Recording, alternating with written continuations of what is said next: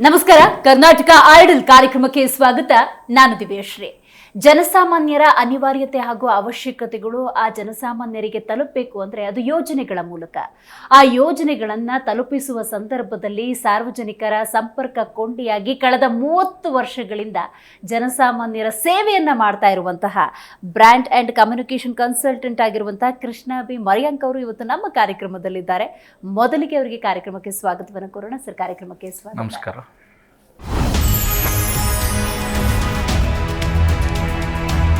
Krishna B ಮರಿಯಂಕ ಬೆಂಗಳೂರಿನಲ್ಲೇ ಹುಟ್ಟಿ ಬೆಂಗಳೂರಿನಲ್ಲೇ ಬದುಕು ಕಟ್ಟಿಕೊಂಡಿರೋ ಇವರು ಸಂವಹನ ಕ್ಷೇತ್ರದಲ್ಲಿ ತಮ್ಮದೇ ಆದ ಛಾಪು ಮೂಡಿಸಿದ್ದಾರೆ. ಕಳೆದ 30 ವರ್ಷಗಳಿಂದ ಸಾರ್ವಜನಿಕ ಕ್ಷೇತ್ರದಲ್ಲಿ ಸೇವೆ ಸಲ್ಲಿಸುತ್ತಿದ್ದಾರೆ. ಸಾರ್ವಜನಿಕ ಸಂಪರ್ಕ ಕ್ಷೇತ್ರದಲ್ಲಿ ಅಪಾರ ಸಾಧನೆ ಮಾಡಿದ್ದಾರೆ. ತಮ್ಮದೇ ಆದ ಬ್ರ್ಯಾಂಡ್ ಅಂಡ್ ಕಮ್ಯುನಿಕೇಶನ್ ಕನ್ಸಲ್ಟೆಂಟ್ ಸಂಸ್ಥೆ ಮೂಲಕ ಜನಸಂಪರ್ಕ ಸಾಧಿಸುತ್ತಿದ್ದಾರೆ.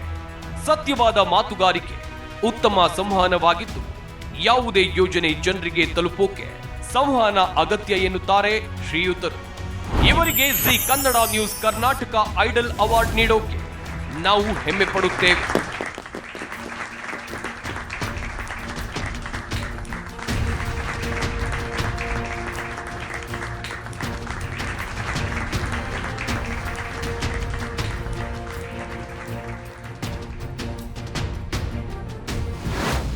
ಭಾಳ ಖುಷಿಯಾಗಿದೆ.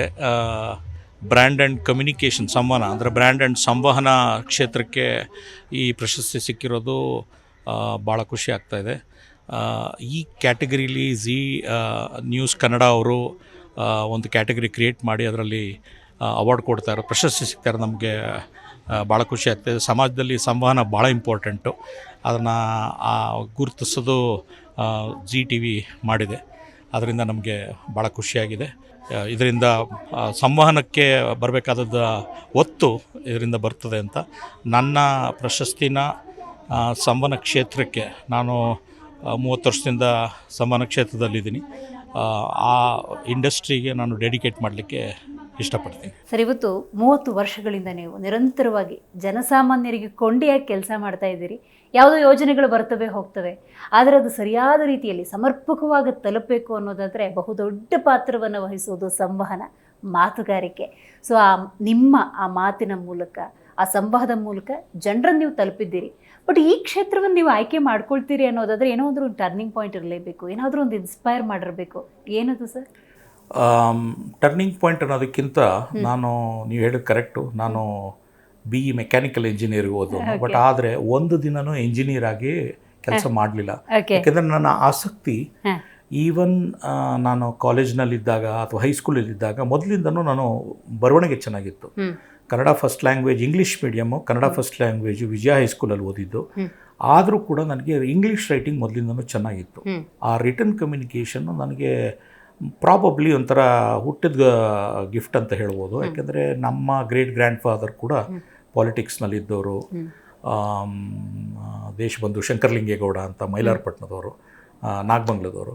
ಸೊ ಅವರು ಆ ಕಾಲದಲ್ಲೇ ಬಹಳ ಒಂದು 100ರಿಂದ ಹೆಚ್ಚು ಇಂಗ್ಲೀಷ್ ಪುಸ್ತಕಗಳನ್ನ ಆಗ್ರಿ ಎಕನಾಮಿಕ್ಸ್ ಬಗ್ಗೆ, ಆಗ್ರಿ ಇನ್ಶೂರೆನ್ಸ್ ಬಗ್ಗೆ ಬ್ರಿಟಿಷ್ ಕಾಲದಲ್ಲೇ ಬರೆದು ಹಲವಾರು ಪ್ರೈಮ್ ಮಿನಿಸ್ಟರ್ಗಳಿಗೆ, ಅಂದರೆ ಅವಾಗೆಲ್ಲ ಪ್ರಾವಿನ್ಸಸ್ಗಳಿಗೆ, ಈಚ್ ಪ್ರಾವಿನ್ಸ್, ಅವಾಗ ಸ್ಟೇಟ್ ಅಂತಿರಲಿಲ್ಲ, ಸ್ಟೇಟ್ ಎಲ್ಲ ಪ್ರಾವಿನ್ಸ್ ಅಂತ ಇರ್ತಾ ಇತ್ತು. ಆ ಪ್ರಾವಿನ್ಸ್ಗಳಿಗೆ ಪ್ರತಿಯೊಬ್ಬರು ಪ್ರೈಮ್ ಮಿನಿಸ್ಟರ್ಸ್ ಇರ್ತಾಯಿದ್ರು, ಚೀಫ್ ಮಿನಿಸ್ಟರ್ ಇರ್ತಾರಲ್ಲ. ಆ ಪ್ರೈಮ್ ಮಿನಿಸ್ಟರ್ಗಳ ಭೋಪಾಲ್ಗಿರ್ಬೋದು, ಬರೋಡಾ ಆಗಿರ್ಬೋದು ಅಂತ ಕಡೆಗೆ ಅವರು America oriental university Washington DC ಓದಿ ಬಂದ ಮೇಲೆ ಅವರು ಇಂಥ ಈ ಬ್ರಿಟಿಷ್ ಸರ್ಕಾರದ ಸೇವೆ ಒಳಗೆ ಸೇರಿಕೊಂಡು ಅವರು ಅದನ್ನು ಯಾರಿಗೆ, ನಮ್ಮ ಪ್ರೈಮ್ ಮಿನಿಸ್ಟರ್ಗಳಿಗೆ ಆಗ್ರಿ ಇನ್ಶೂರೆನ್ಸ್ ಬಗ್ಗೆ, ಆಗ್ರಿ ಎಕನಾಮಿಕ್ಸ್ ಬಗ್ಗೆ, ಹೇಗೆ ವಿಮಾ ಯೋಜನೆಗಳನ್ನ ಮಾಡೋದು, ಜನರ ರೈತರದ್ದು ಏನಾದರೂ ನಾಶ ಆದರೆ, ಬೆಳೆಗಳ ನಾಶ ಆದರೆ ಆ ಕಾಲದಲ್ಲೇ ಫಾರ್ಮುಲಾಗಳನ್ನ ಇದು ಮಾಡಿ ಹಲವಾರು ಪುಸ್ತಕಗಳು, ತುಂಬ ಪುಸ್ತಕಗಳು ಈಗಲೂ ಆರ್ಕಿಯಾಲಜಿಕಲ್ ಸೊಸೈಟಿ ಆಫ್ ಕರ್ನಾಟಕದಲ್ಲಿದೆ ಅಂತ ಕೇಳಿದ 100 ಪುಸ್ತಕಗಳನ್ನ ಇಂಗ್ಲೀಷ್ನಲ್ಲಿ, ಭಾಳ ಹೈ ಲೆವೆಲ್ ಇಂಗ್ಲೀಷ್ನಲ್ಲಿ, ಬಿಕಾಸ್ ಈ ಸ್ಟಡಿಡ್ ಎಲ್ಲಿ ವಾಷಿಂಗ್ಟನ್ ಯೂನಿವರ್ಸಿಟಿ ಓದಿ ಬಂದಿರೋರು, ನಮ್ಮ ಗ್ರೇಟ್ ಗ್ರ್ಯಾಂಡ್ ಫಾದರ್, ನಮ್ಮ ಮುತ್ತಾತ, ಆ ಥರ ಅವ್ರು ಓದಿ ಬಂದಿರೋದು. ಅದು ಎಲ್ಲೋ ಒಂದು ಕಡೆ ನನ್ನಲ್ಲಿ ಇದೆ ಅಂತ ನನ್ನ ಭಾವನೆ, ಅದು ಬಂದಿರ್ಬೋದು ಅಂತ. ಅದಲ್ಲದೆ ಅವ್ರ ಬಗ್ಗೆ ನಾನು ಸುಮಾರು ಓದಿದ್ದೆ ಆಗಾಗಲೇ. ಆದ್ದರಿಂದ ಅದೊಂದು ಇನ್ಸ್ಪಿರೇಷನ್ ಇತ್ತು ನನಗೆ. ಆಮೇಲೆ ಚಿಕ್ಕಂದ್ರಿಂದ ನನಗೆ ಸ್ಪೋರ್ಟ್ಸ್ ಬಗ್ಗೆ ಅದೆಲ್ಲ ಸ್ಪೋರ್ಟ್ಸ್ ಆಮೇಲೆ ಬಿಟ್ಬಿಟ್ಟೆ. ಬಟ್ ಅದು ನನಗೆ ಮನಸ್ಸಿನಲ್ಲಿ ಮೊದಲಿಂದನೂ ಈ ಥರ ಏನಾದರೂ ಒಂದು ಕಮ್ಯುನಿಕೇಷನ್ಸಲ್ಲಿ ಇರಬೇಕು, ಪಬ್ಲಿಕ್ ರಿಲೇಷನ್ಸಲ್ಲಿ ಜನರ ಸಂಪರ್ಕ ಇಂಪಾರ್ಟೆಂಟ್ ಅನ್ನೋದು ನಮ್ಮ ಮುತ್ತಾತನಿಂದ ಇನ್ಸ್ಪಿರೇಷನ್ ಇರ್ಬೋದು. ಅವ್ರೇನು ಹೇಳಿಲ್ಲ, ನಾನು ನೋಡೂ ಇಲ್ಲ ಅವ್ರನ್ನ, ಆದರೆ ಅದು ಇರ್ಬೋದು ಅಂತ ನಾನು ಭಾವನೆ ಮೇಡಮ್. ಖಂಡಿತ. ನಿಮ್ಮ ಬಾಲ್ಯ ಬದುಕು, ನೀವು ಬೆಂಗಳೂರಲ್ಲೇ ಹುಟ್ಟಿದ್ದ, ಮೂಲತಃ ನೀವು ಬೇರೆ ಯಾವುದಾದ್ರೂ ಊರಿಂದ ಬಂದು ಇಲ್ಲಿ ಬದುಕನ್ನು ಕಟ್ಕೊಂಡಿದ್ದ? ಸೊ ನಾನು ನಮ್ಮ ತಂದೆ ಮೂಲತಃ ಮದ್ದೂರು ಟೌನ್ನವರು, ಮದ್ದೂರು ಮಂಡ್ಯ ಡಿಸ್ಟ್ರಿಕ್ಟ್ ಮದ್ದೂರು ಟೌನ್ನವರು. ನಮ್ಮ ತಾಯಿ ನಾಗಮಂಗಲದ ಮೈಲಾರಪಟ್ಟಣ, ಮುತ್ತುಗದಳ್ಳಿ ತುರುವೇಕೆರೆ ತಾಲೂಕು, ಎರಡು ಸೇರಿ. ಆದ್ದರಿಂದ ನಾನು ಹುಟ್ಟು ಬೆಳೆದಿದ್ದಿಲ್ಲೇ ಇದು ನಮ್ಮ ಬೆಂಗಳೂರಿನಲ್ಲಿ ಹನುಮಂತ ನಗರದಲ್ಲಿ ಹುಟ್ಟಿ ಬೆಳೆದು ಬಂದಿರೋ ಹಳೆ ಬಸವನಗುಡಿ, ಹಳೆ ಬೆಂಗಳೂರು ನಾವು ಏರಿಯಾದವರು. ಸೊ ಇಲ್ಲೇ ಹುಟ್ಟಿ ಬೆಳೆದಿರೋದು ನಾನು.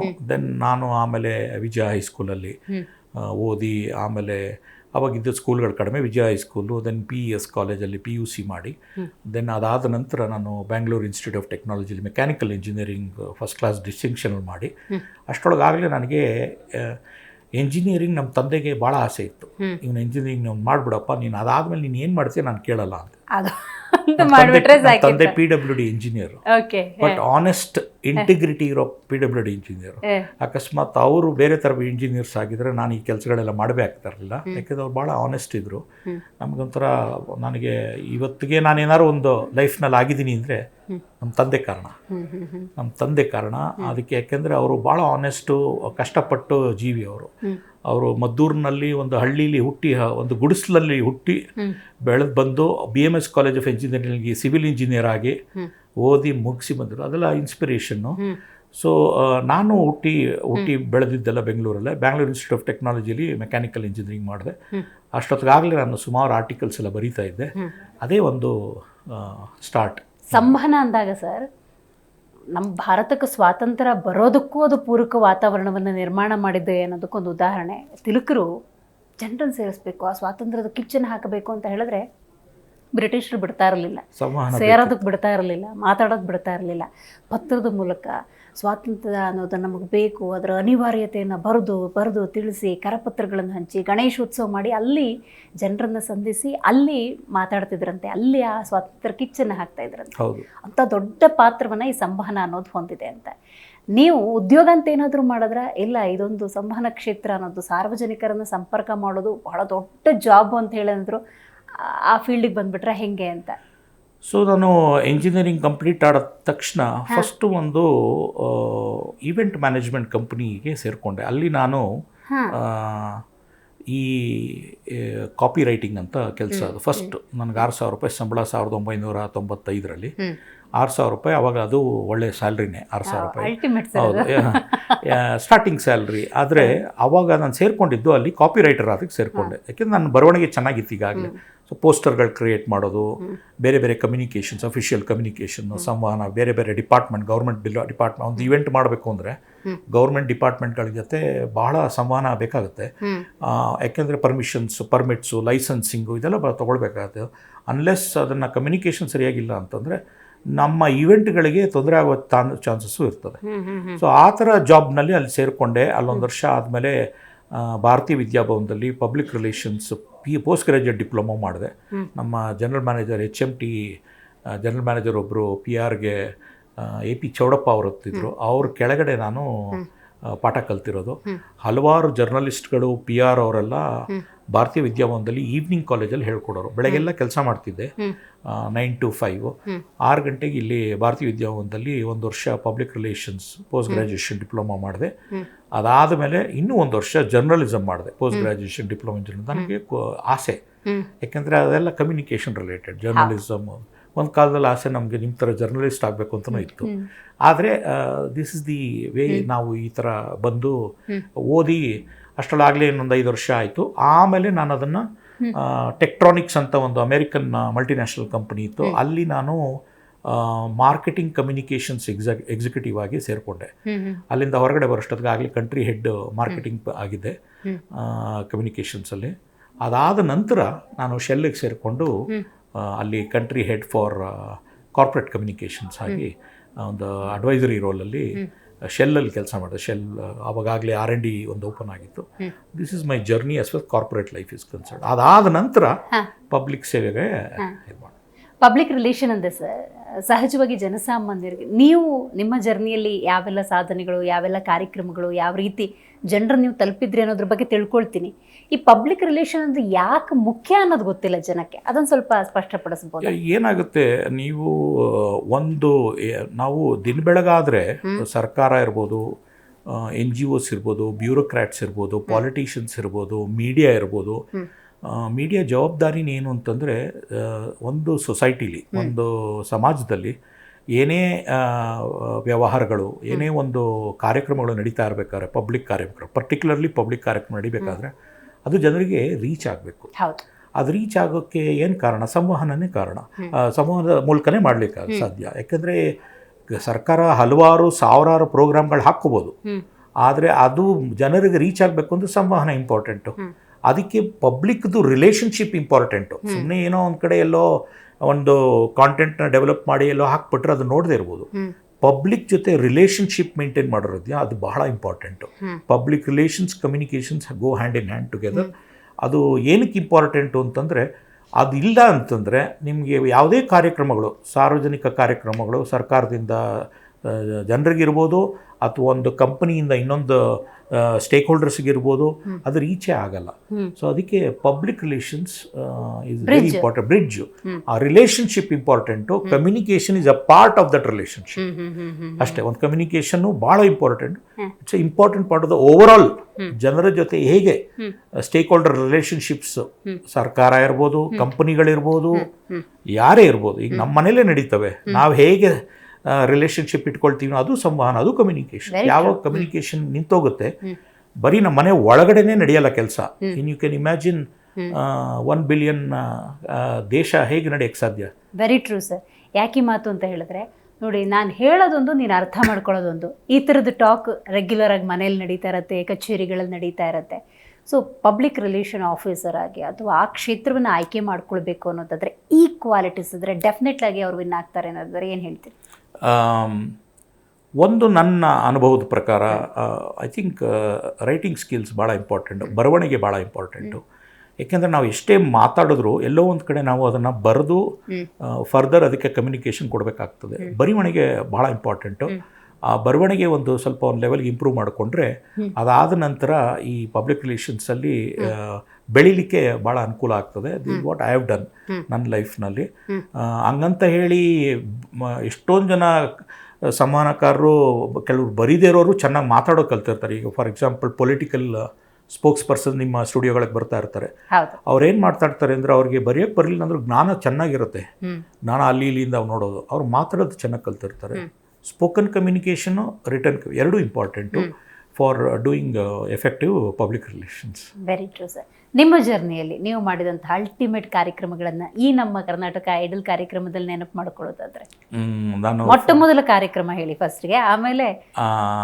ನಾನು ಸಣ್ಣದಿಂದ ಮೊದಲಿಂದನೂ ನಾನು ಈ ಜನಸೇವಾ ಕಾರ್ಯಕ್ರಮಗಳಲ್ಲಿ ಚಿಕ್ಕ ಹುಡುಗನಿಂದನೂ ಇವೆಂಟ್ಗಳಿಗೆ ಅಲ್ಲಿ ಇಲ್ಲಿ ಹೋಗಿ ನಾನು ಸ್ವಲ್ಪ ನನ್ನ ಕೈಲಿ ಏನಾಗುತ್ತೆ ಸೇವೆ ಮಾಡ್ತಾಯಿದ್ದೆ. ಸ್ಕೂಲ್ನಲ್ಲಿದ್ದಾಗ NCC ಇರ್ಬೋದು, ಹಾಗೆ ಇನ್ನೊಂದಷ್ಟು ಜನ ಯಾರಾದರೂ ಯಾವ್ದಾರು ಒಂದು ಇವೆಂಟ್ ನಡೀತಾ ಇದೆ, ವಾಲಂಟಿಯರ್ ಆಗಿ ಬರ್ತೀಯಾ ಅಂತ ಕೇಳಿದಾಗ ನಾನು ಹೋಗ್ಬಿಡ್ತಿದ್ದೆ. ಅವ್ರು ದುಡ್ಡು ಕೊಡ್ತಾ ಇರಲಿಲ್ಲ, 100-200 ರೂಪಾಯಿ ಕೊಡೋರೇನೋ, ಬಟ್ ನನಗದು ಇಂಪಾರ್ಟೆಂಟ್ ಇರಲಿಲ್ಲ. ನನಗೆ ಆ ಪ್ರೋಗ್ರಾಮ್ನಲ್ಲಿ ಇದ್ದು ಮಾಡೋದು, ಅದನ್ನು ಬೆಳೆಸ್ಕೊಂಡು ಬಂದಿದ್ದೆ ನಾನು. ಆ ಥರದಿಂದ ನನ್ನ ಕೇಳಿದ್ರೆ, ನಾನು ಫಸ್ಟು ಬಹಳ ದೊಡ್ಡ ಇಂಪ್ರೆಸ್ ಆಗಿರೋದು ಅಂದರೆ, ನನ್ನ ಕೆಲವು ಮ್ಯೂಸಿಕ್ ಕಾನ್ಸರ್ಟ್ಸ್ ಪ್ರೋಗ್ರಾಮ್ಗಳು ಕೆಲವೆಲ್ಲ ನಾನು ಸೇರಿದ ಈವೆಂಟ್ ಮ್ಯಾನೇಜ್ಮೆಂಟ್ ಕಂಪ್ನಿ ಕಡೆಯಿಂದ ಅಲ್ಲೆಲ್ಲ ಸ್ವಲ್ಪ ಒಂದಷ್ಟು ಪಬ್ಲಿಕ್ ಕಾನ್ಸರ್ಟ್ ಪ್ರೋಗ್ರಾಮ್ಸ್ ಎಲ್ಲ ಅದನ್ನು ಆರ್ಗನೈಸ್ ಮಾಡ್ಕೊಂಡು ಬಂದ್ವಿ. ಅದರಲ್ಲಿ ನಾನು ಭಾಳ ಕಮ್ಯುನಿಕೇಷನ್ಸ್ ಇರ್ಬೋದು, PR ಇರ್ಬೋದು, ಸ್ಪಾನ್ಸರ್ಶಿಪ್ ಇರ್ಬೋದು, ಫಂಡ್ ರೈಸಿಂಗ್ ಇರ್ಬೋದು, ಇದನ್ನೆಲ್ಲ ನಾನು ಭಾಳ ಇಂಪಾರ್ಟೆಂಟ್ ಕಮ್ಯುನಿಕೇಷನ್ಸ್ ಎಲ್ಲ ಮಾಡಿ ಕಂಪನಿಗಳಿಗೆ ಮಾಡ್ಕೊಂಡು ಬಂದೆ. ಅದಾದ ನಂತರ ನಾನು ಟೆಕ್ಟ್ರಾನಿಕ್ಸ್ ಅಂತ ಒಂದು ಕಂಪನಿಗೆ ಸೇರಿಕೊಂಡೆ. ಟೆಕ್ಟ್ರಾನಿಕ್ಸ್ ಅನ್ನೋ ಕಂಪನೀಲಿ ಕಂಪ್ನಿ ಪ್ರಾಡಕ್ಟ್ಗಳನ್ನೆಲ್ಲ ಪ್ರಾಡಕ್ಟ್ ಲಾಂಚ್ ಮಾಡೋದಿರೋದು, ಆ ಪ್ರಾಡಕ್ಟ್ ಲಾಂಚ್ ಮಾಡೋ ಟೈಮಲ್ಲಿ, ಆಮೇಲೆ ನ್ಯೂಸ್ ರಿಲೀಸಸ್ನ ಜರ್ನಲಿಸ್ಟ್ಗೆ ಮಾಡೋದು, ಮೀಡಿಯಾ ರಿಲೇಷನ್ಸು, ಇದನ್ನೆಲ್ಲ ಮಾಡುವಾಗ ಕಂಪ್ನಿ ಟೆಕ್ಟ್ರಾನಿಕ್ಸ್ ಅಮೇರಿಕನ್ದು ಕಂಪ್ನಿ, ಒಂದು 100 ಕಂಟ್ರೀಸಲ್ಲಿ ಇತ್ತು. ಇಂಡಿಯಾದಲ್ಲಿ ಕೂಡ ಇಲ್ಲೇ ಬೆಂಗಳೂರಿನಲ್ಲಿ ಹೆಡ್ ಕ್ವಾರ್ಟರ್ಸ್ ಇತ್ತು. ಅದಕ್ಕೆ ಹೆಡ್ ಆಗಿದ್ದೆ ನಾನು. ಅದನ್ನು ಮಾಡಬೇಕಾದ್ರೆ ಅದ್ರದ್ದು ಪ್ರೆಸ್ ರಿಲೀಸ್ ಬರೆಯೋದು, ಪ್ರೆಸ್ ರಿಲೀಸ್ ನೋಟ್ ಮಾಡೋದು ಇದೆಲ್ಲ ಮಾಡ್ತಾಯಿದ್ವಿ. ಸೊ ಪ್ರಾಡಕ್ಟ್ ಲಾಂಚಸ್ ಎಲ್ಲ ಟೆಕ್ಟ್ರಾನಿಕ್ಸಲ್ಲಿ ಭಾಳ ದೊಡ್ಡದಾಗಿ ಮಾಡ್ತಾಯಿದ್ವಿ. ಅದೇ ಥರ ಶೆಲ್ನಲ್ಲಿ ಇದ್ದಾಗಲೂ ಸುಮಾರು ಕಾರ್ಯಕ್ರಮಗಳು ಅಕ್ರಾಸ್ ದ ವರ್ಲ್ಡ್, ನಾನು ಬೇರೆ ಬೇರೆ ದೇಶದಲ್ಲಿ ಹೋಗಿ ಟ್ರಾವೆಲ್ ಮಾಡೋ ಒಂದು ಅನುಭವ, ಆಪರ್ಚುನಿಟಿ ಕೂಡ ಶೆಲ್ಲಲ್ಲಿ ನಂಗೆ ಸಿಕ್ಕಿತ್ತು. ಚೆನ್ನಾಗಿ ಓಡಾಡ್ತಿದ್ವಿ. Shell as you know oil and gas company, risks ಅಷ್ಟೇ ಇದೆ, ಪ್ರೊಡಕ್ಷನ್ನು ಅಷ್ಟೇ ಇದೆ. ಅದು ಒಂಥರ ಆಯಿಲ್ ಆ್ಯಂಡ್ ಗ್ಯಾಸ್ ಫ್ಯೂಯಲ್ ಎನರ್ಜಿನೂ ಬೇಕು, ಒಂದು ಕಡೆ ತೊಂದರೆನೂ ಆಗ್ತಾ ಇದೆ ಎನ್ವೈರನ್ಮೆಂಟ್ಗೆ ಅಂತ ಅವಾಗ ಚಾಲೆಂಜಸ್ ಇರೋದು. ಅದನ್ನೆಲ್ಲ ನಾನು ಸುಮಾರು ಹ್ಯಾಂಡಲ್ ಮಾಡಿದ್ದೀನಿ ಅವಾಗೆಲ್ಲ. ಬಟ್ ನನ್ನ ಮನಸ್ಸಿನಲ್ಲಿರೋದು, ನನಗೆ ಭಾಳ ದೊಡ್ಡ ಸಂವಹನ ಇದರಲ್ಲೆಲ್ಲ ಹೆಲ್ಪ್ ಮಾಡಿದ್ದು ಅಂದರೆ, ನಾನು ಒಂದು 10 ವರ್ಷದಿಂದ ರೋಟ್ರಿಲಿ ಭಾಳ ಸೀರಿಯಸ್ಸಾಗಿ ತೊಡಗಿಸ್ಕೊಂಡಿದ್ದೀನಿ. ರೋಟ್ರಿಲಿ ನಿಮ್ಗೆ ಹೇಳಲೇಬೇಕಾಗಿಲ್ಲ, ರೋಟ್ರಿ ಆಗಿರ್ಬೋದು, ಲಯನ್ಸ್ ಆಗಿರ್ಬೋದು. ರೋಟ್ರಿಲಿ ಸುಮಾರು ಪಬ್ಲಿಕ್ ಕಾರ್ಯಕ್ರಮಗಳು ನಡೀತಾ ಇರುತ್ತೆ. ಅದರಲ್ಲಿ ಎಂಡ್ ಪೋಲಿಯೋನ ಎಂಡ್ ಮಾಡುವಂಥದ್ದು ಪ್ರತಿ ವರ್ಷ ನಡೆಯುತ್ತೆ. ಇದು ಸರ್ಕಾರದ ಕಾರ್ಯಕ್ರಮ. ರೋಟ್ರಿ ಮೊದಲಿಂದ ಭಾಳ ಡೀಪಾಗಿ ಇನ್ವಾಲ್ವ್ ಆಗಿದೆ ಇದರಲ್ಲಿ. ಆ ನಾನು ರೋಟ್ರಿ ಬೆಂಗಳೂರು ಬಸವನಗುಡಿಯಾಗಿ ಅಲ್ಲಿ ಪ್ರೆಸಿಡೆಂಟಾಗಿ ಕೆಲಸ ಮಾಡಿದ್ದೀನಿ. ಅದಾದಮೇಲೆ ರೋಟ್ರಿ ಡಿಸ್ಟ್ರಿಕ್ಟ್ 3190 ಇದರಲ್ಲಿ ಡಿಸ್ಟ್ರಿಕ್ಟ್ ಆಫೀಸರ ಕೆಲಸ ಮಾಡಿದ್ದೀನಿ. ಪಬ್ಲಿಕ್ ಇಮೇಜ್ಗೆ ಡೈರೆಕ್ಟರ್ ಆಗಿದ್ದೆ, ಸೋಷಿಯಲ್ ಮೀಡಿಯಾಗೆ ಡೈರೆಕ್ಟರ್ ಆಗಿದ್ದೆ. ಸೊ ಇದೆಲ್ಲ ಮಾಡುವಾಗ ಸಂವಹನ ಭಾಳ ಇಂಪಾರ್ಟೆಂಟ್ ಆಗ್ತಾಯಿತ್ತು. ಎಂಡ್ ಪೋಲಿಯೋ ಅಂತ ಒಂದು ಲಾರ್ಜ್ ಕಾರ್ಯಕ್ರಮ ಇಡೀ ದೇಶಕ್ಕೆ ಒಂದೇ ದಿನ ನಡೆಯುತ್ತೆ ಅಥವಾ 2 ದಿನ ನಡೆಯುತ್ತೆ. ಆ ಥರ ಅದನ್ನು ಹೇಗೆ ಕೋಆರ್ಡಿನೇಟ್ ಮಾಡಿ, ಮೀಡಿಯಾಗೆಲ್ಲ ಕಮ್ಯುನಿಕೇಷನ್ ಮಾಡಿ, ಅಲ್ಲಿ ಪಬ್ಲಿಕ್ ಹೆಲ್ತ್ ಸೆಂಟರ್ಸ್ ಜೊತೆ ಕೋಆರ್ಡಿನೇಟ್ ಮಾಡಿ, ಡಾಕ್ಟರ್ಗಳ ಜೊತೆ ಮಾಡಿ, ಆಮೇಲೆ ನಮ್ಮ ರೋಟ್ರಿ ಮೆಂಬರ್ಸ್ ಜೊತೆ ಕಮ್ಯುನಿಕೇಟ್ ಮಾಡಿ, ಎಲ್ಲ ಬೆಳಗ್ಗೆ ಆದರೆ ಅದು ಆ ಇಡೀ ದಿನ ನಡೆಸ್ತೀವಲ್ಲ, ಪ್ರತಿಯೊಂದು ಮನೆಗೊಳಗೆ ಹೋಗಿ ಮಾಡ್ತೀವಿ. ಅದು ಭಾಳ ತೃಪ್ತಿಕರ. ನನಗೆ ಬಹಳ ಸ್ಯಾಟಿಸ್ಫ್ಯಾಕ್ಷನ್ ಇದೆ. ನನ್ನಂಥವ್ರು ಭಾಳ ಜನ ಕೆಲಸ ಮಾಡಿದ್ದಾರೆ ಅದರಲ್ಲಿ. ಬಟ್ ನನಗೆ ಸಂವಹನದ ಪಾರ್ಟಲ್ಲಿ ಆ ಕಮ್ಯುನಿಕೇಷನ್ ಟು ದ ಪಬ್ಲಿಕ್ ಈ ಎಂಡ್ ಪೋಲಿಯೋಲಿ ಎಷ್ಟು ಫುಲ್ ಪ್ರೂಫ್ ಆಗಿ ಭಾರತ ದೇಶ ಹಲವಾರು ವರ್ಷಗಳಿಂದ ಮಾಡಿರೋದಕ್ಕೆ ನಾವು ಭಾರತದಲ್ಲಿ ಇವತ್ತು ಪೋಲಿಯೋ ಆಲ್ಮೋಸ್ಟ್ ಇರಾಡಿಕೇಟ್ ಮಾಡಿ, ಅಂದರೆ ಝೀರೋ. ನಮ್ಮ ಪೋಲಿಯೋ ನಮ್ಮ ಇಂಡಿಯಾದಲ್ಲಿ ಕೇಸೇ ಇಲ್ಲ ಇವತ್ತು. ಆದರೆ ಬರಲ್ಲ ಅಂತೇನಿಲ್ಲ ನೋಡಿ ಆ ಥರ. ಯಾಕೆಂದರೆ ಪಾಕಿಸ್ತಾನ ನೆರೆಹೊರೆ ಇದು ದೇವಸ್ಥಾನ, ಪಾಕಿಸ್ತಾನ, ಅಫ್ಘಾನಿಸ್ತಾನ ರಿಪೋರ್ಟ್ಸ್ ಇದೆ ಒಂದು ಕೇಸ್ಗಳು. ಅದೇನು ಕಂಟೇಜಿಯಸ್ಸು ವೈರಸ್ ಒಂದ್ಸಲ ಇದಾದರೆ ಯಾರಿಗೆ ಬೇಕಾದ್ರೂ ಬರ್ಬೋದು. ಸೊ ನನ್ನ ಲೆಕ್ಕದಲ್ಲಿ ಎಂಡ್ ಪೋಲಿಯೋ ಕಾರ್ಯಕ್ರಮ ನಮ್ಮ ಪಬ್ಲಿಕ್ ಕಮ್ಯುನಿಕೇಷನ್ ಇದರಲ್ಲಿ ಭಾಳ important. Communication so important. End polio success ಆಗಲಿಕ್ಕೆ ಪಬ್ಲಿಕ್ ಕಮ್ಯುನಿಕೇಷನ್ ಇಲ್ಲ ಅಂದರೆ ಆಗೋದಿಲ್ಲ. ಅದು ಇದರೊಳಗಡೆ ನಾನು ಸ್ವಲ್ಪ ಚೆನ್ನಾಗಿ ಕೆಲಸ ಮಾಡಿದ್ದೀನಿ. ಅದು ನನಗೆ ಭಾಳ ತೃಪ್ತಿ ಕೊಡುತ್ತೆ. ಅದು ಜನಸೇವೆಯಲ್ಲಿ. ಮುಂದಿನ ಯಾವುದಾದ್ರೂ ಒಂದು ಕಾರ್ಯಕ್ರಮ ಅತ್ಯುತ್ತಮ ರೀತಿಯಲ್ಲಿ ಜನರನ್ನು ರೀಚ್ ಆಯಿತು, ನನಗೆ ಒಳ್ಳೆ ಫೀಡ್ಬ್ಯಾಕ್ ಬಂತು, ಈ ಥರದ್ದು ಯಾವುದಾದ್ರು ರೋಟ್ರಿಯಲ್ಲಿದ್ದಾಗಲೇ? ರೋಟ್ರಿ ಒಂದು ನಾನು ಹೇಳಿದ್ದೆ ಎಂಡ್ ಪೋಲಿಯೋದೊಂದು. ಆದರೆ ನಾನು ಶೆಲ್ಲು ಸುಮಾರು ಒಂದು 2008-09 ಬಿಟ್ಟಿದ್ದು. ಅದಾದ ನಂತರ ನನ್ನದೇ ಒಂದು public relations and communications agency ಇದೆ, ಅಜೀರಾ ಗ್ಲೋಬಲ್ ಅಂದ್ಬಿಟ್ಟು. ಇದರಲ್ಲಿ ನಾನು ಒಂದು ಹಲವಾರು ಕಂಪ್ನಿಗಳದ್ದು ಈವೆಂಟ್ಸು, ಮೀಡಿಯಾ ಹ್ಯಾಂಡ್ಲಿಂಗು, ಕಮ್ಯುನಿಕೇಷನ್ಸ್ ಎಲ್ಲ ಮಾಡ್ತಾಯಿದ್ದೀನಿ. ಆ ಮಾಡೋ ಸಂದರ್ಭದಲ್ಲಿ ಒಂದು ಗ್ಲೋಬಲ್ ಕಮ್ಯುನಿಕೇಷನ್ ಅಸೋಸಿಯೇಷನ್ ಅಂತ ಒಂದು ದೊಡ್ಡ ಲಾರ್ಜ್ ಅಸೋಸಿಯೇಷನ್ ಇದೆ, ಅಮೆರಿಕನ್ ಬೇಸ್ಡು. ಬಟ್ ಎಲ್ಲ ಪ್ರತಿಯೊಂದು ದೇಶದಲ್ಲೂ ಕಾನ್ಫರೆನ್ಸ್ಗಳು ಮಾಡ್ತಾಯಿದ್ವಿ. ಈ ಕಾನ್ಫರೆನ್ಸ್ಗೆ ನಾನು ಭಾಳ ಹತ್ತಿರದಿಂದ ಇನ್ವಾಲ್ವ್ ಆಗಿ, ಇದು ಗ್ಲೋಬಲ್ ಕಾನ್ಫರೆನ್ಸು. ಇಟ್ ಹ್ಯಾಪನ್ಸ್ ಒಂದು 15 ಕಂಟ್ರಿಲಿ ಈಗಾಗಲೇ ಮಾಡಿದ್ದೀವಿ. ಮೊನ್ನೆ ನಾವು ಮೊರೊಕೋಲ್ಲಿ ಕಂಪ್ಲೀಟ್ ಮಾಡಿದ್ವಿ. ಅದಕ್ಕೆ ಮುಂಚೆ ಇಸ್ತಾನ್ಬುಲ್, ಅದಕ್ಕೆ ಮುಂಚೆ ಏಥೆನ್ಸ್, ಆಮೇಲೆ ಕೋವಿಡಲ್ಲಿ ಒಂದು 3 ವರ್ಷ ಮಾಡಿರಲಿಲ್ಲ ನಾವು ಬಿಕಾಸ್ ಆಫ್ ನೋ ರೆಸ್ಪಾನ್ಸ್. ಅದಕ್ಕೆ ಮುಂಚೆ ಮದ್ರಿದ್, US, ಮಾಸ್ಕೋ, ಪೋಲ್ಯಾಂಡ್ ಎಲ್ಲ ಕಡೆ ಮಾಡ್ಕೊಂಡು ಬಂದಿದ್ದೀವಿ. ಇದು ಲಾರ್ಜ್ ಕಾನ್ಫರೆನ್ಸ್. ಓನ್ಲಿ ಮೀಡಿಯಾ ಆಮೇಲೆ ಕಮ್ಯುನಿಕೇಷನ್ ಪ್ರೊಫೆಷನಲ್ಸ್ ಮಾತ್ರ. ಅವ್ರ PhD ಸ್ಕಾಲರ್ಸ್ ಇರ್ಬೋದು, ಸ್ಟೂಡೆಂಟ್ಸ್ ಇರ್ಬೋದು, ಕಾರ್ಪೊರೇಟಿಂದ ಇರ್ಬೋದು, ಬ್ಯೂರೋಕ್ರಾಟ್ಸು, ಪಾಲಿಟಿಷಿಯನ್ಸ್, ಏನು ಬೇಕಾದ್ರು ಅವರೆಲ್ಲರೂ ಒಂದು ಕಡೆಗೆ ಸೇರಿ ಅಲ್ಲಿರೋ ಟಾಪಿಕ್ಸ್ಗಳನ್ನ ಡಿಸ್ಕಸ್ ಮಾಡ್ತಾರೆ. ಇದು ದೊಡ್ಡ ಲಾರ್ಜ್ ಕಾನ್ಫರೆನ್ಸು. ಒಂದು 300-400 ಜನ ಬರ್ತಾರೆ ಪ್ರತಿ ವರ್ಷ. ಬೇರೆ ಬೇರೆ ಕಂಟ್ರಿಲಿ ನಡೆಯುತ್ತಿದ್ದು. ಇದರಲ್ಲಿ ನಾನು ಭಾಳ ಕ್ಲೋಸ್ ಆಗಿ ಇನ್ವಾಲ್ವ್ ಆಗಿ ಅಸೋಸಿಯೇಷನ್ಗೆ ಹೆಲ್ಪ್ ಮಾಡಿದ್ದೀನಿ as a public relations and communications. ಆಮೇಲೆ ಬ್ರ್ಯಾಂಡ್ ಬಿಲ್ಡಿಂಗಲ್ಲಿ ಕೂಡ ಭಾಳ ತೊಡಗಿಸ್ಕೊಂಡಿದ್ದೀನಿ. ಸೊ ಹಲವಾರು ಸ್ಟಾರ್ಟಪ್ಗಳಿಗೆ ಬ್ರ್ಯಾಂಡ್ ಕನ್ಸಲ್ಟೆನ್ಸಿ. ಯಾಕೆಂದರೆ ಸ್ಟಾರ್ಟಪ್ಗಳು ಮಾಡೋದು ಈಸಿ. ಹೊಸ ನ್ಯೂ ಆಂಟ್ರಪ್ರನರ್ಸ್ ಬಂದ್ಬಿಡ್ತಾರೆ ಇಂಡಸ್ಟ್ರಿಗೆ. ಪಾಪ ಅವ್ರಿಗೆ 2-3 ವರ್ಷ ಆದಮೇಲೆ ಅದನ್ನು ತಮ್ಮ ಕಂಪನಿನ ನೆಕ್ಸ್ಟ್ ಲೆವೆಲ್ಗೆ ತೊಗೊಂಡು ಹೋಗ್ಲಿಕ್ಕೆ ಕಷ್ಟ ಆಗ್ತಾ ಇರುತ್ತೆ. ಯಾಕೆಂದರೆ ಅವರು ಬ್ರ್ಯಾಂಡ್ನ ಬಿಲ್ಡ್ ಮಾಡಿರಲ್ಲ. ಬರೀ ಪ್ರಾಡಕ್ಟ್ ಬಗ್ಗೆ ರೆವೆನ್ಯೂ ಬಗ್ಗೆ ಫೋಕಸ್ ಮಾಡ್ತಾ ಇರ್ತಾರೆ. ಬಟ್ ಆ ಕಂಪ್ನಿ ಹೆಸರು ಅದು ಮಾಡೋಕ್ಕಾಗಲ್ಲ, ಯಾಕಂದ್ರೆ ಮಾಡಿರಲ್ಲ ಅವ್ರು 2-3 ವರ್ಷ ಬಿಟ್ಬಿಟ್ಟಿರ್ತಾರೆ. ಸೊ ನೆಕ್ಸ್ಟ್ ಲೆವೆಲ್ ಅವ್ರಿಗೆ ಇನ್ವೆಸ್ಟ್ಮೆಂಟ್ ಬರಬೇಕು ಅದು ಇದು ಮಾಡಿದಾಗ ಸ್ಟಾರ್ಟಪ್ಗಳಿಗೆ ಬ್ರ್ಯಾಂಡೇ ಅವ್ರದ್ದೇ ಆದಂಥ ಒಂದು ಬ್ರ್ಯಾಂಡ್ ಬಿಲ್ಡ್ ಮಾಡಿಲ್ಲ ಅಂದರೆ ತೊಗೊಂಡೋಗೋದು ಕಷ್ಟ. ಸೊ ಅದರಲ್ಲೂ ನಾನು ಸ್ವಲ್ಪ ಸೊಸೈಟಿಗೆ ಭಾಳ ಜನ ಹೊಸ ಯಂಗ್ಸ್ಟರ್ಸ್ಗೆ ಸ್ಟಾರ್ಟಪ್ ಇವ್ರಿಗೆಲ್ಲ ನಾನು ಬ್ರ್ಯಾಂಡ್ ಕನ್ಸಲ್ಟೆನ್ಸಿ ಮೊದಲಿಂದನೂ ಆಫರ್ ಮಾಡ್ಕೊಂಡು ಬಂದಿದ್ದೀನಿ. And I am happy to do that. Right, very nice. ಬೇರೆ ಕಂಪನಿಗಳ ಜೊತೆ PR ಆಗಿದ್ದಾಗಲೂ ನಿಮ್ಮದೇ ಸಂಸ್ಥೆ ಅಂತಿದ್ದಾಗಲೂ ಇದೊಂದು ದೊಡ್ಡ ಜವಾಬ್ದಾರಿ ಸರ್, ಅದು ಅಷ್ಟು ಸುಲಭ ಸಾಧ್ಯ ಅಲ್ಲ. ನೀವು ಎದುರಿದಂತಹ ಸವಾಲುಗಳನ್ನು ನೆನಪಿಸ್ಕೊಳ್ಳೋದಾದರೆ? ಸೊ ನಾನು ಕೇಳಿದ್ರೆ ಸಂವಹನ ಅಂದ್ರೇ ಒಂದು challenge, day in and out challenge ಇದೆ. But there is something called crisis communications ಅಂತ ಇರುತ್ತೆ, ಒಂದು ಕ್ರೈಸಿಸ್ ಮ್ಯಾನೇಜ್ಮೆಂಟ್ ಅಂತ. ಈಗ ಏನೇ ಇರ್ಬೋದು, ಈಗ ಫಾರ್ ಎಕ್ಸಾಂಪಲ್ ನಿಮ್ಮದೇ ಒಂದು ಕಾರ್ಯಕ್ರಮದಲ್ಲಿ ನಾನು ಬಂದು ಮಾತಾಡಿದ್ದೆ, RCB ಸ್ಟ್ಯಾಂಪೀಡ್ ಎಲ್ಲಿ KSC ಚಿನ್ನಸ್ವಾಮಿ ಸ್ಟೇಡಿಯಂನಲ್ಲಿ ಆದಾಗ ಅದಕ್ಕೆ ಹಲವಾರು ಕಾರಣ ಆಗಿದೆ. ಬೆಳಗ್ಗೆ ಹೊತ್ತು ಏನೋ ಕೈಂಡ್ ಆಫ್ ಪ್ರೋಗ್ರಾಮ್ಗಳನ್ನ ಕ್ಯಾನ್ಸಲ್ ಮಾಡಬೇಕು ಅಂತ ಹೇಳೋದು, ಅದೆಲ್ಲ ಕಮ್ಯುನಿಕೇಷನ್ ಸರಿಯಾಗಿ ಹೋಗಿಲ್ಲ. ಅದು ಇವರು 11 ಗಂಟೆಯಲ್ಲಿ ಪ್ರೆಸ್ ರಿಲೀಸ್ ಒಂದು ಮಾಡಿದ್ದಾರೆ, ಅದು ವರ್ಕೌಟ್ ಆಗಿಲ್ಲ, ಅದು ಕಮ್ಯುನಿಕೇಷನ್ ರೀಚ್ ಆಗಿಲ್ಲ, ಜನಕ್ಕೆ ಅದು ಇಫೆಕ್ಟ್ ಆಗಿಲ್ಲ, ಗೊತ್ತಾಗೋಗಿದೆ ಅವ್ರಿಗೆ ಈ ಪ್ರೋಗ್ರಾಮ್ ನಡೆಯುತ್ತೆ ಇಲ್ಲಿ ಅಂತ. ಸೊ ಅದರಲ್ಲಿ ನೀವು ಹೇಳ್ತಾ ಇದ್ರಲ್ಲ ಕ್ರೈಸಿಸ್ ಮ್ಯಾನೇಜ್ಮೆಂಟ್ ಇದೆಯಲ್ಲ, ಅದರಲ್ಲಿ ಕಮ್ಯುನಿಕೇಷನ್ ಪಾತ್ರ, ಸಂವಹನದ ಪಾತ್ರ ಬಹಳ ಇಂಪಾರ್ಟೆಂಟು. ಸೊ ಆ ಥರದಲ್ಲಿ ಕೇಳಿದಾಗ ನೀವು every day is a challenge ನಮಗೆ ಅಲ್ವಾ? Every day is a challenge, every minute, every hour. In fact ಹೌದು, ಎವ್ರಿ ಟಾಕ್ ಇಲ್ಲ. ನನ್ನ ಇನ್ಫ್ಯಾಕ್ಟ್ ಶೆಲ್ಲಲ್ಲಿ ಇದ್ದಾಗಲೂ ಹಲವಾರು ಕ್ರೈಸಿಸ್ ದಿನಕ್ಕೆ ಬೆಳಗಾದ್ರೆ ಬರುತ್ತೆ.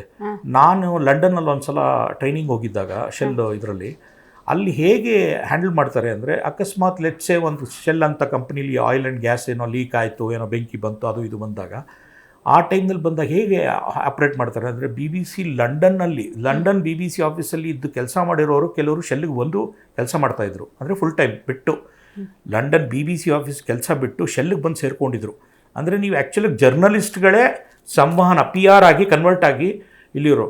ನಮ್ಮದ್ರಲ್ಲಿ ಏನಾದರೂ ಪ್ರಾಬ್ಲಮ್ ಆದರೆ ಶೆಲ್ದೋ ಅಥವಾ ಇನ್ನೊಂದು ಕಂಪನಿ ಇರ್ಬೋದು, ಯಾವುದೇ ಒಂದು ಕಂಪ್ನಿಲಿ ಏನಾದ್ರು ಒಂದು ಕ್ರೈಸಿಸ್ ಅಂತ ಬಂದಾಗ ಆ ಕ್ರೈಸಿಸ್ನ ಇಲ್ಲಿರೋ ಸಂವಹನ ಅಧಿಕಾರಿಗಳು ಎಷ್ಟು ಚೆನ್ನಾಗಿ ಪ್ರೆಸ್ ರಿಲೀಸು 10 ನಿಮಿಷದಲ್ಲಿ ಬರೆಯೋರು, ಒಂದು ನ್ಯೂಸ್ ನೋಟ್ನ ಅದು ಎಷ್ಟು ಚೆನ್ನಾಗಿ ಬರೆಯೋರು ಅಂದರೆ, ಬರೆದು ಅದನ್ನು ಗ್ಲೋಬಲ್ ಆಗಿ ನ್ಯೂಸ್ ರಿಲೀಸ್ ಮಾಡೋರು. ಒಂದು 10 ಜನ ಸತ್ತಿದ್ದಾರೆ ಅಥವಾ 3 ಜನ ಸತ್ತಿದ್ದಾರೆ, ಇದು ನಮಗೆ ವಿಷಾದ ಇದೆ ಅಂತ CEO ನಾವೇ ಅದನ್ನು ನ್ಯೂಸ್ ರಿಲೀಸ್ ಆಗಿ ಬಿಡ್ತಿದ್ವಿ. ಬೇರೆ ಮೀಡಿಯಾದವರು ಅದನ್ನು ಮೊದಲು ಹೇಳಿ ನಾವು ಡಿಫೆನ್ಸಿವ್ ಪೊಸಿಷನ್ಗೆ ಹೋಗ್ತಾ ಇರಲಿಲ್ಲ. Very nice. ಸೊ ಅದಕ್ಕೆ ನೀವು ಹೇಳ್ತಾ ಇದ್ರಲ್ಲ ಯಾವ ಥರ ತೊಂದರೆಗಳು ಎದುರಿಸ್ತಾ ಇದ್ರಿ ಅಂತ. ಅಂದರೆ ಇದು ತೊಂದರೆ ಅಲ್ಲ, ಆಪರ್ಚುನಿಟಿ. ಎಲ್ಲರೂ ಒಂದು ತಪ್ಪಾದಾಗ ನಮ್ಮ CEO ಹೇಳೋರು ಅವಾಗ, ಅದಕ್ಕೆ ನಾವು ಇಷ್ಟು ಜನ ಹಿಂಗಾಗಿದೆ, ಆಕ್ಸಿಡೆಂಟ್ ಆಗಿದೆ, ಈ ಕಾರಣಕ್ಕಾಗಿದೆ ಅಂದ್ರೆ ನಮ್ಮದು ಗೋಲ್ 0, ಸೇಫ್ಟಿ ಬಗ್ಗೆ ಪ್ರೈಮ್ ಇಂಪಾರ್ಟೆಂಟ್, ಇದ್ರ ಬಗ್ಗೆ ಪ್ರೊಆಕ್ಟಿವ್ ಆಗಿ ಮಾಡೋರು. ಅಂದರೆ ಇದು ನೀವು ಹೇಳ್ದಂಗೆ ಚಾಲೆಂಜು ಹೌದು, ಆಪರ್ಚುನಿಟಿ ಹೌದು.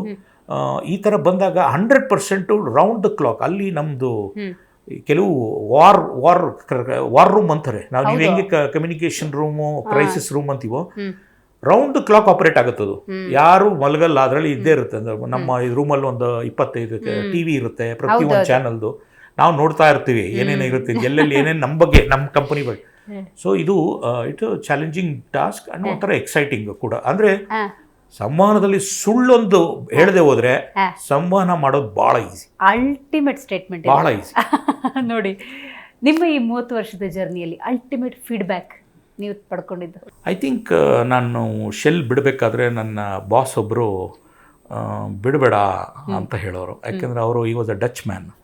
ಅವರು ನೆದರ್ಲೆಂಡ್ಸಲ್ಲಿ 35-40 ವರ್ಷದಿಂದ ಶೆಲ್ಲಲ್ಲಿ ಕೆಲಸ ಮಾಡಿ ನನ್ನನ್ನು ತೊಗೊಂಡಿದ್ರು. ಇಂಟರ್ವ್ಯೂ ಮಾಡಿ ಒಂದು 30-40 ಜನ ಇಂಟರ್ವ್ಯೂ ಮಾಡಿ ಫೈನಲ್ ಆಗಿ ನನ್ನನ್ನು ತೊಗೊಂಡಿದ್ರು. ಒಂದು 3-4 ವರ್ಷ ಆದಮೇಲೆ ನಾನು ಬಿಡಬೇಕು ಅಂತ, ಯಾಕೆಂದರೆ ನಾನು ಈ ಏಜೆನ್ಸಿಯನ್ನು ಶುರು ಮಾಡಬೇಕಂತ ನನಗೆ ಭಾಳ ಆಸೆ ಇತ್ತು. ನಮ್ಮದೇ ಆದಂಥ ಕಾನ್ಫರೆನ್ಸ್ಗಳು, ನಮ್ಮದೇ ಆದಂಥ ನಾಲೆಜ್ ಬೇಸ್ಡ್ ಸೆಮಿನಾರ್ಸ್ ಆ್ಯಕ್ಟಿವಿಟೀಸ್ ಎಲ್ಲ ಮಾಡಬೇಕಂತ ನನ್ನೊಂದ್ಸಲ ಭಾಳ ಬಂದುಬಿಟ್ಟಿತ್ತು. ಆದ್ದರಿಂದ ಶೆಲ್ ಬಿಡಬೇಕು. ಯಾಕೆಂದರೆ ಶೆಲ್ ಸೇರಿದವರು ಭಾಳ ಕಡಿಮೆ ಬಿಡೋದು. It's a great company, brilliant company. ಜನದ ಬಗ್ಗೆ ಕಾಳಜಿ ಇರೋ ಕಂಪ್ನಿ ಅಂದರೆ ನಂಬರ್ 1 ಸ್ಪಾಟಲ್ಲಿ ಇದೆ ಇವತ್ತಿಗೂ. ನಾನು ಕೇಳಿದ್ರೆ ಇವತ್ತಿಗೂ ಇದೆ. Even during the difficulty times of attrition, ಜನ ಕೆಲಸ ಕಳ್ಕೊಳ್ತಾ ಇರೋ ಟೈಮ್ನಲ್ಲಿ ಕೂಡ ಕೆಲವು ಕಂಪನಿಗಳು ನಂಬರ್ 1ನಲ್ಲಿದೆ. ಯಾಕೆಂದರೆ ಜನನ ಬಿಟ್ಕೊಡಲ್ಲ ಅವರು. ಆ ಥರ ಕಂಪನಿಗಳಲ್ಲಿ ಶೆಲ್ ಕೂಡ ಒಂದು. ನಾನು ಕೆಲಸ ಬಿಡ್ತೀನಿ, ನಾನು ಇದೊಂದು ಮಾಡ್ತೀನಿ ಅಂದಾಗ ಅವ್ರು ಕೇಳಿದ್ರು ನನ್ನ ಬಾಸು, ಹೋಗ್ಬೇಡ, ನಾನು ಇಷ್ಟು ಆಸೆ ಇಟ್ಕೊಂಡು ನೀನು ತೊಗೊಂಡಿದ್ದೀನಿ, ಬಿಡಬೇಡ ಇಲ್ಲ ನನಗೆ ಹಿಂಗಿದೆ ನಾನು ಹಿಂಗೆ ಮಾಡಬೇಕಂತ ಆಸೆ ಇದ್ದೀನಿ ಅಂದರೆ ಅವರು ನೀನು ಇದೊಂದು ಬಿಟ್ಟು ಬೇರೆ ಯಾವುದೇ ಕಾರಣಕ್ಕೆ ಹೋಗ್ತೀನಿ ನಾನು ನಿನ್ನ ಬಿಡೋಲ್ಲ, ನೀನು ಸ್ವಂತ ಬಿಸ್ನೆಸ್ ಮಾಡ್ತೀನಿ ಅಥವಾ ಸ್ವಂತ ಇನಿಷಿಯೇಟಿವ್ ಮಾಡ್ತೀನಿ ಅಂದರೆ ನಾನು ನಿನ್ನ ಕಳಿಸ್ಕೊಡ್ತೀನಿ, ನಾನು ಕರೆಕ್ಟಾಗಿ ಸತ್ಯವಾಗಿ ಹೇಳು ಅಂತ. ನಾನು ಹೇಳಿದೆ ಇದು ಸತ್ಯ, ನಾನು ಸ್ವಂತ ಮಾಡೋದು. ಆವಾಗ ನನ್ನ ಬಾಸು ಇದು ಮಾಡೋದು. ಅಂದರೆ ಒಬ್ಬ ಬಾಸು ನಾನು 20 ವರ್ಷ ಕಲಿಯೋದನ್ನು ಒಂದು 4 ವರ್ಷದಲ್ಲಿ ಕಲಿಸ್ಕೊಟ್ರು. ಆ ಬಾಸು ನನ್ನ ಹತ್ರ ಬಂದು ನೀನು ಹೋಗಬೇಡ, ನನಗೆ ಯು ಆರ್ ವೆರಿ ಇಂಪಾರ್ಟೆಂಟ್, ನೀನು ಮಾಡಿರೋ ಕೆಲಸ ಗ್ರೇಟ್ ಇದೆ, 3-4 ವರ್ಷ we have doing very well ಅಂತನ್ನೋದು ಆ ಫೀಡ್ಬ್ಯಾಕು ನಿಮಗೆ. ಯಾಕೆಂದರೆ ಡಚ್ಚು ಜರ್ಮನ್ಸು ಯೂಶ್ವಲಾಗಿ ಏನು ಮಿಕ್ಸ್ ಮಾಡಲ್ಲ, ಸೀದಾ ಮಾತಾಡ್ತಾರೆ. ಸಂವಹನದಲ್ಲಾಗಿರ್ಬೋದು ಯಾವುದೇ ಇರ್ಬೋದು, ಎಂಥ ಮ್ಯಾನೇಜರ್ ಆದರೂ ಸೀದಾ ಮಾತಾಡ್ತಾರೆ ಅವರು, ಸುತ್ತಿ ಬಳಸಿ ಮಾತಾಡಲ್ಲ. ನಿಮಗೆ ಹಾರ್ಡ್ ಅನಿಸುತ್ತೆ ಬಟ್ ಸತ್ಯ ಹೇಳ್ತಾ ಇರ್ತಾರೆ. ನನ್ನ ಬಾಸು ಅಂಥವ್ರು ಅವರು, ಅದರಲ್ಲಿ ಒಬ್ಬ. ಇವತ್ತಿಗೂ ನಾನು ಐ ರೆಸ್ಪೆಕ್ಟ್ ಹಿಮ್. ಬಿಕಾಸು 4 ವರ್ಷ ಅವ್ರ ಹತ್ರ ಕಲ್ತಿದ್ದು ನಾನು 20 ವರ್ಷದಲ್ಲಿ ಕಲ್ತಿರಲಿಲ್ಲ ಅನ್ಕೋಬೋದು. ಅಷ್ಟು ಬೇಗ ಕಲ್ತ್ಕೊಂಡೆ ಹೊಸ ವಿಷಯಗಳು. ಅವರು ಬಂದು ನನ್ನನ್ನು ನೀನು ಬಿಡಬೇಡ, ಅಂದರೆ ನೀನು ಮಾಡಿರೋ ಕೆಲಸಗಳು ಚೆನ್ನಾಗಿದೆ, ಇಲ್ಲೇ ಇರೋ, ಶೆಲ್ ಬಿಡ್ತಾರಾ, ಯಾರು ಬಿಡಲ್ಲ, ನೀನು ನೋಡು ಇಲ್ಲಿ ಯಾರಿದ್ದಾರೆ, ಯಾರು ಬಿಟ್ಟಿರೋರು ಅಂದಾಗ ಅದು feedback is for life time. ನಿಮ್ಮ ಕುಟುಂಬದ ಸಹಕಾರ? ನನ್ನ ಹೆಂಡತಿ ಬಿಹಾರವಳು, ನಾನು ಮಂಡ್ಯ ಮದ್ದೂರು ಗೌಡ. ಎಲ್ಲಿಂದ. ಸೊ ಅವಳು BA ಜರ್ನಲಿಸಮ್ ಮಾಡಿ ಮಣಿಪಾಲ್ ಇನ್ಸ್ಟಿಟ್ಯೂಟ್ ಆಫ್ ಕಮ್ಯುನಿಕೇಷನಿಂದ ಅವಳು ಕಂಪ್ಲೀಟ್ ಮಾಡಿದ. ಅವಳದು ನನ್ನ ಮಗ ಇನ್ನು ಸಣ್ಣವನು, ಸಹಕಾರ ಚೆನ್ನಾಗಿದೆ. ನನ್ನ ಹೆಂಡತಿ ಕೂಡ ಕಮ್ಯುನಿಕೇಷನ್ ಸಂಬಂಧದಲ್ಲೇ ಇದ್ದಾಳೆ. ಕನ್ನಡ ಸಂವಹನ ಬರುತ್ತೆ. ಅವಳು ಕನ್ನಡ ಚೆನ್ನಾಗಿ ಬೈತಾಳೆ ಇವಾಗ. ಅವಳು ಬೇಕಾದ್ರೆ ಅದರಲ್ಲಿ ಅಂದರೆ ಸಂವಹನ ಚೆನ್ನಾಗಿ ಮಾತಾಡ್ತಾಳೆ. ಕನ್ನಡ ಭಾಳ ಸೊಗಸಾಗಿ ಫ್ಲೂಯೆಂಟ್. ಅದು ಯಾರು ಅವಳನ್ನ ನೋಡಿದ್ರೆ ಇವಳು ಕನ್ನಡದವಳು ಅಲ್ಲ ಅಂತ ಹೇಳೋಕ್ಕಾಗಲ್ಲ, ಅಷ್ಟು ಚೆನ್ನಾಗಿ ಮಾತಾಡ್ತಾಳೆ. ಅವಳು ಪ್ರೈವೇಟ್ ಕಂಪ್ನಿಲಿ ಒಂದರಲ್ಲಿ ಅವಳು ಸಂವಹನ ಅಧಿಕಾರಿಯಾಗಿ, ಸೀನಿಯರ್ ಸಂವಹನ ಅಧಿಕಾರಿಗಳಿಗೆ ಕೆಲಸ ಮಾಡ್ತಾ ಇದ್ದಾಳೆ. ನನ್ನ ಮಗ ಇದ್ದಾನೆ. ನಮ್ಮ ತಂದೆ ನನಗೆ ಇನ್ಸ್ಪಿರೇಷನ್ ತುಂಬ. ಇವತ್ತು ನಾನು ಹೇಳ್ದಂಗೆ ಮೊದಲೇ ನಾನು ಏನೇ ಆಗಿದ್ರು ಅದರಲ್ಲಿ ನಮ್ಮ ತಂದೆ ತಾಯಿ ಕಾರಣ. ಅದರಲ್ಲಿ ನಮ್ಮ ತಂದೆದು ಒಂದೆರಡು ಕೈ ಎತ್ತಿದ್ದು. ನನ್ನ ಸಿಸ್ಟರ್ ಒಬ್ಬಳಿದ್ದಾಳೆ, ಅವಳು ಎಲ್ಲರದ್ದು ಸಪೋರ್ಟ್ ಇದೆ. ಬಟ್ ನಮ್ಮ ತಂದೆ ಹ್ಯಾಸ್ ಬಿನ್ ಇನ್ಸ್ಪಿರೇಷನ್. ಯಾಕೆಂದರೆ ಅವರು ಏನು ಹೇಳ್ದೇ ಸಪೋರ್ಟ್ ಮಾಡಿರೋ ವ್ಯಕ್ತಿ. ಏನೂ ಹೇಳ್ತಾ ಇರಲಿಲ್ಲ ಅವರು, ನಾನು ಏನು ಮಾಡಿದ್ರು ಸಪೋರ್ಟ್ ಮಾಡೋರು. ಖಂಡಿತ. ಮುಂದಿನ ಗುರಿ ಇದೊಂದು ಇಟ್ಕೊಂಡಿದ್ದೀನಿ, ಈ ಡ್ರೀಮ್ ಫುಲ್ಫಿಲ್ ಆದರೆ ನನಗೊಂದು ಸೆಲ್ಫ್ ಸ್ಯಾಟಿಸ್ಫ್ಯಾಕ್ಷನ್ ಸಿಗುತ್ತೆ ಅನ್ನೋದಾದರೆ? ಸರ್ಕಾರದ್ದು ಸಂವಹನ ಕೆಲಸಗಳನ್ನ ತಗೋಬೇಕು ಅಂತ ಈಗ ಅನಿಸುತ್ತೆ ನನಗೆ. ಇವಾಗ ಒಂದು 52-53 ವರ್ಷ, ಇನ್ನೂ 8 ವರ್ಷ ಕೆಲಸ ಮಾಡ್ಬೋದು ಅಂತ ಅನಿಸುತ್ತೆ. ಸರ್ಕಾರದ್ದು ಅಥವಾ ಯುನೈಟೆಡ್ ನೇಷನ್ಸ್ ಇರ್ಬೋದು, ವರ್ಲ್ಡ್ ಹೆಲ್ತ್ ಪ್ರೋಗ್ರಾಮ್ಸ್ ಇರ್ಬೋದು, ಅಂಥ ಕಾರ್ಯಕ್ರಮಗಳಲ್ಲಿ ಇನ್ನೂ ಸ್ವಲ್ಪ ಸೀರಿಯಸ್ ಆಗಿ ತೊಡಗಿಸ್ಕೋಬೇಕು ಅನ್ನೋ ಆಸೆಗಳಿದೆ. DK ಶಿವಕುಮಾರ್ ಸರ್ ರೀಸೆಂಟಾಗಿ ಯಾವಾಗಲೂ ಬ್ರ್ಯಾಂಡ್ ಬೆಂಗಳೂರು ಬಗ್ಗೆ ಮಾತಾಡ್ತಾಯಿದ್ರು. ಬ್ರ್ಯಾಂಡ್ ಬೆಂಗಳೂರು ಮಾಡೋದು ಭಾಳ ಈಸಿ. ಬರೀ ಮಾತಿಂದ, ಅಡ್ವರ್ಟೈಸ್ಮೆಂಟಿಂದ, ಸಂವಹನದಿಂದ ಸಾಲದ. ಅದು ಕೆಲಸ ಮಾಡಿ ಆ ಕೆಲಸ ಕಮ್ಯುನಿಕೇಟ್ ಆಗಬೇಕು ಅಂತ ಇದರಲ್ಲಿ ಬ್ರ್ಯಾಂಡ್ ಬೆಂಗಳೂರು ಇನಿಷಿಯೇಟಿವ್ಸಲ್ಲಿ ಅಂತ ಇದರಲ್ಲಿ ನನಗೆ ತೊಡಗಿಸ್ಕೋಬೇಕು ಅಂತ ಆಸೆಗಳಿದೆ. ಆಮೇಲೆ ನನ್ನದೇ ಆದಂಥ ಒಂದು ಮೀಡಿಯಾ ಇನ್ಸ್ಟಿಟ್ಯೂಟ್ ಕೂಡ ಓಪನ್ ಮಾಡಬೇಕು ಅನ್ನೋ ಆಸೆ ಇದೆ. ಅದು ಎಲ್ಲಿಗೆ ಹೋಗುತ್ತೋ ಗೊತ್ತಿಲ್ಲ. ಸಮಾಜಕ್ಕೆ ನಿಮ್ಮ ಸಂವಹನದ ಸಂದೇಶ? ನಾನು ಕೇಳಿದ್ರೆ ಸಂವಹನದ ಇದರಲ್ಲಿ ಭಾಳ ಇಂಪಾರ್ಟೆಂಟು ನಾನು ಅಂದರೆ time, discipline. Timing is very important. ಸಂವಹನ ಹಳೆ ನ್ಯೂಸ್ನ ಯಾರು ಕೇಳಲ್ಲ, ಹಳೆ ಇನ್ಫಾರ್ಮೇಷನ್ ಯಾರಿಗೂ ವ್ಯಾಲ್ಯೂ ಇಲ್ಲ. ಸೊ ಟೈಮಿಂಗು, ಡಿಸಿಪ್ಲಿನ್ನು, ಆಮೇಲೆ ಅದ್ರ ಬಗ್ಗೆ ಕ್ವಾಲಿಟಿ ಕಮ್ಯುನಿಕೇಷನ್ಸ್, ಕ್ವಾಲಿಟಿ ಇನ್ಫಾರ್ಮೇಷನ್, ಸುಳ್ಳು ಬಿಟ್ಟು ಸತ್ಯ ಹೇಳೋದ್ರಲ್ಲಿ ನಾವು ಫಸ್ಟ್ ಇರಬೇಕು. ಅದು ಮಾಡಿದಾಗ I think the world is a better place. Super. ಸಮಾಜದಲ್ಲಿ ಸಂವಹನ ಅನ್ನೋದು ಎಷ್ಟು ಮುಖ್ಯ ಅನ್ನೋದನ್ನು ಇವತ್ತಿನ ಕರ್ನಾಟಕ ಐಡಲ್ ಕಾರ್ಯಕ್ರಮದಲ್ಲಿ ನಿಮ್ಮ ಜರ್ನಿಯ ಮೂಲಕ ತಿಳಿಸ್ಕೊಟ್ಟಿದ್ದಕ್ಕಾಗಿ ಧನ್ಯವಾದಗಳು ಸರ್. ಥ್ಯಾಂಕ್ ಯು ಮಾ, thank you so much, thank you. So ನೋಡಿದ್ರಲ್ಲ ವೀಕ್ಷಕರೇ, ಇವತ್ತಿನ ನಮ್ಮ ಕಾರ್ಯಕ್ರಮದಲ್ಲಿ ಕೃಷ್ಣ ಅವರು ಭಾಗಿಯಾಗಿದ್ದರು. ಬಹಳ ಮುಖ್ಯವಾಗಿ ಸಂವಹನ ಅನ್ನೋದು ಯಾಕೆ ಮುಖ್ಯ ಅನ್ನೋದನ್ನು ತಿಳಿಸ್ಕೊಟ್ಟಿದ್ದಾರೆ. ನೋಡಿ, ಎಷ್ಟೋ ಸಂದರ್ಭದಲ್ಲಿ ಸಂಸ್ಥೆ ಮತ್ತು ಸರ್ಕಾರ, ಜನಸಾಮಾನ್ಯರು, ಈ ಸಮಾಜದಲ್ಲಿ ವ್ಯತ್ಯಯಗಳು ಉಂಟಾಗುತ್ತೆ ಅಂತ ಹೇಳಿದ್ರೆ ಹೇಳಿದ್ದು ಸರಿಯಾಗಿ ರೀಚ್ ಆಗಿರೋದಿಲ್ಲ ಅಂತ. ಅದು ರೀಕ್ರಿಯೇಟ್ ಸರಿಯಾದ ರೀತಿಯಲ್ಲಿ ಆಯಿತು ಅನ್ನೋದಾದರೆ ಖಂಡಿತವಾಗ್ಲೂ ಅಲ್ಲಿ ಅತ್ಯುನ್ನತವಾದಂಥ ಒಂದು ಸಂವಹನ ಕ್ರಿಯೆ ಅನ್ನೋದು ನಡೆದಿರುತ್ತೆ. ಆ ನಿಟ್ಟಿನಲ್ಲಿ ಪಬ್ಲಿಕ್ ರಿಲೇಷನ್ ಹೇಗೆ ಕಾರ್ಯನಿರ್ವಹಿಸ್ತಾ ಇದೆ, ನನ್ನ ಪಾತ್ರ ಏನಿತ್ತು ಅನ್ನೋದನ್ನು ಬಹಳ ಅರ್ಥಪೂರ್ಣವಾಗಿ ಕೃಷ್ಣ ಅವರು ತಿಳಿಸ್ಕೊಟ್ಟಿದ್ದಾರೆ. ಇನ್ನೊಂದು ಅತ್ಯುತ್ತಮವಾದಂಥ ಸಂದೇಶವನ್ನು ಈ ಕಾರ್ಯಕ್ರಮದ ಮೂಲಕ ಕೊಟ್ಟಿರುವುದೇನು ಅಂತ ನಾವು ನೋಡ್ತಾ ಹೋಗೋದಾದರೆ, ಸತ್ಯ ಹೇಳಿದ್ರೆ ಅತ್ಯುತ್ತಮವಾದಂತಹ ಸಂವಹನ ಅಂತ ಹೇಳಿದ್ರು. ಖಂಡಿತವಾಗ್ಲೂ ಅವರ ಮುಂದಿನ ಜರ್ನಿಗೆ ಶುಭವಾಗಲಿ ಅಂತ ಹಾರೈಸ್ತಾ ಇವತ್ತಿನ ಕಾರ್ಯಕ್ರಮವನ್ನು ಮುಗಿಸೋಣ. ನೋಡ್ತಾ ಇರಿ ಜೀ ಕನ್ನಡ ನ್ಯೂಸ್, ಸತ್ಯವೇ ಸುದ್ದಿಯ ಜೀವಾಳ.